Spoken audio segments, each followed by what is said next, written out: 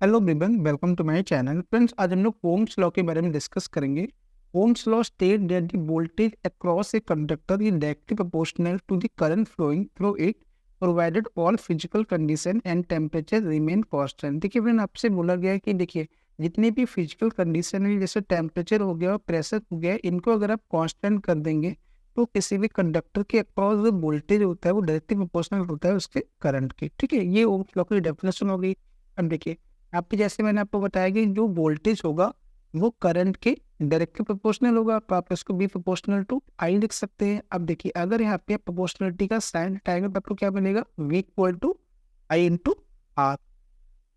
ठीक है, where R is the proportionality constant and is called the resistance of the material, V is the voltage applied and I is the current flowing through the electrical circuit. The resistance of the material, अगर आपको material का resistance आपको calculate करना है तो आप simple कैसे कर सकते हैं, वी इक्वल टू आई हमारा फार्मूला हो गया, यहाँ से आप आर निकाल सकते हैं, R equal to V upon I. ठीक है, और रेजिस्टेंस को मेजर किस में करते हैं, ओम में, और इसको डिनोट, इसका सिंबल क्या होता है, ये। ठीक है, ये इसका सिंबल हो गया इस टाइप से। अब देखिए आगे, according to Ohm's law the current flowing through the conductor is directly proportional to the voltage across the circuit. देखिए फ्रेंड, हम इसको दो तरह से लिख सकते हैं। अगर आप लिख रहे हैं बी प्रोपोर्शनल टू आई, ठीक है, अगर आप बी प्रोपोर्शनल टू आई लिख रहे हैं तो सिंपल आप क्या करिए, वी इक्वल टू, यहाँ से क्या आ जाएगा, एक कांस्टेंट आ जाएगा, V equal to I into R. लेकिन अगर आप कैसे लिख रहे हैं, अगर आप आई प्रोपोर्शनल टू वी लिख रहे हैं, ठीक है, तो फिर आपको कैसे लिखना पड़ेगा, आई बराबर जी इंटू वी, वेयर जी क्या होता है फ्रेंड, जी होता है conductance and conductance is the reciprocal of resistance. तो जी इक्वल टू क्या हो जाएगा, 1/r। ठीक है, मीन्स आई इक्वल टू जी भी हो गया और जी इक्वल टू 1/r होता है, तो आई बराबर क्या हो गया, आई बराबर हो गया 1/r into V, means V equal to I R. ठीक है, क्योंकि फिर कुछ बुक्स में अलग लिखा हुआ है, कुछ बुक्स में अलग लिखा हुआ है। अगर आप वी प्रोपोर्शनल टू आई लिखेंगे तो सिंपल आप बोलेंगे कि V equal to I R, यहाँ से हो जाएगा। ठीक है, लेकिन अगर आप लिखेंगे आई प्रोपोर्शनल टू वी तो फिर आपको ध्यान रखना पड़ेगा, आई प्रोपोर्शनल टू जैसे बी लिखेंगे तो आपको लिखना पड़ेगा आई बराबर G to B, where G is the conductance and conductance is the reciprocal of resistance. तो जी इक्वल टू होता है 1/r। ठीक है, तो ये हो जाएगा 1/r इंटू बी, और यहाँ से क्या हो जाएगा, V equal to I R. ठीक है, चलिए आगे देखते हैं। According to Ohm's law the current flowing through the conductor is, तो देखिए अगर आपको कंडक्टर में करंट फ्लो निकालनी है तो सिंपल आप कौन सा फॉर्मूला यूज करेंगे, आई बराबर वी अपॉन आर, आई बराबर वी अपॉन, यहाँ से आप कंडक्टर में जो भी करंट फ्लो हो रही है वो आप फाइंड आउट कर सकते हैं। Note, ohms law state that the current flow through a linear relationship with voltage. देखिए फ्रेंड, अभी मैंने आपको बताया कि बी प्रोपोर्शनल टू आई होता है, ठीक है, या फिर आई प्रोपोर्शनल टू बी। तो देखिए रिलेशन कैसा है फ्रेंड, डायरेक्टली प्रोपोर्शनल है, वोल्टेज और करंट पे जो रिलेशन है वो डायरेक्टली प्रोपोर्शनल, तो उसमें ग्राफ फ्रेंड कैसा आएगा, लीनियर ग्राफ आएगा ना, इस टाइप से स्ट्रेट लाइन आएगी। ये कभी पूछा जाता है। अब ध्यान रखिएगा, ohms law state the current follow in linear relationship with voltage, मतलब ओम्स लॉ को जो ग्राफ आता है वो फ्रेंड कैसा आता है, वो लीनियर ग्राफ आता है। ठीक है, लीनियर ग्राफ।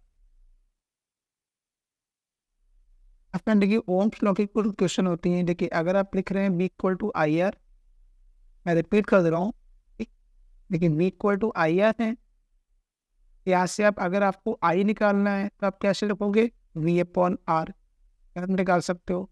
आपको रेजिस्टेंस निकालना है तो आप कैसे लिखोगे, वी अपॉन आई। देखिए वही मैंने आपको लिखा है यहाँ पे, वी इक्वल टू हो गया आई आर, आई निकालना है तो वी अपॉन आर, आर निकालना है तो V upon I, where V is the voltage, I is the current and R is the resistance.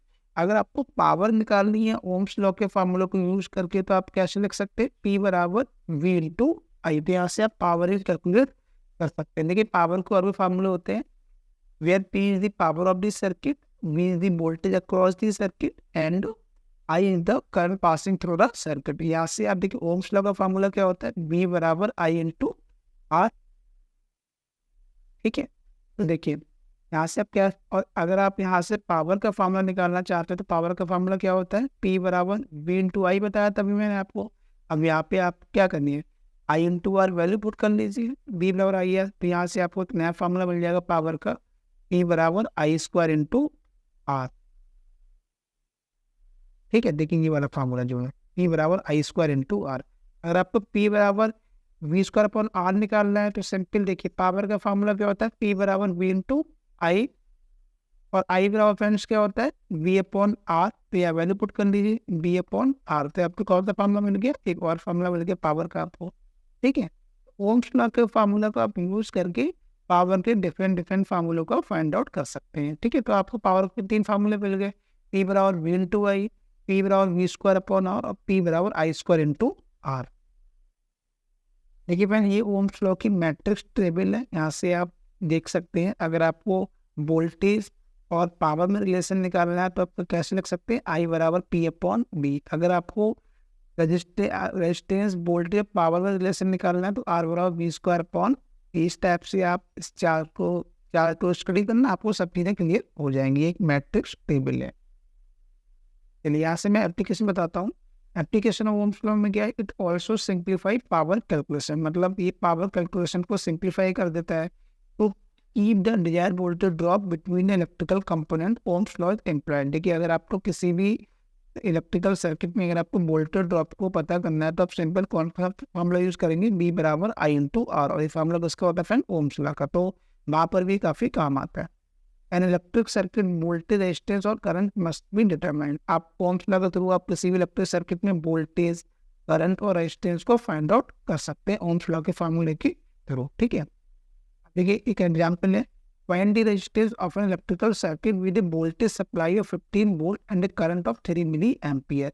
तो आपसे रेजिस्टेंस के बारे में पूछी गई है, तो देखिए फ्रेंड्स वोल्टेज किस में दिया है, वोल्ट में दिया है, लेकिन जो करंट है वो आपको गिवन है मिली एम्पियर में। ठीक है, तो आप इसको क्या करिए, आप इसको एम्पियर में चेंज कर लीजिए, कितना हो जाएगा 0.003 एम्पियर। अब यहाँ से आप क्या करिए, रेजिस्टेंस की वैल्यू को सिंपल सॉल्व कर लीजिए, V equal to I R होता है ना, तो यहाँ से आप क्या करिए, आर बराबर क्या हो जाएगा, बी अपॉन आई।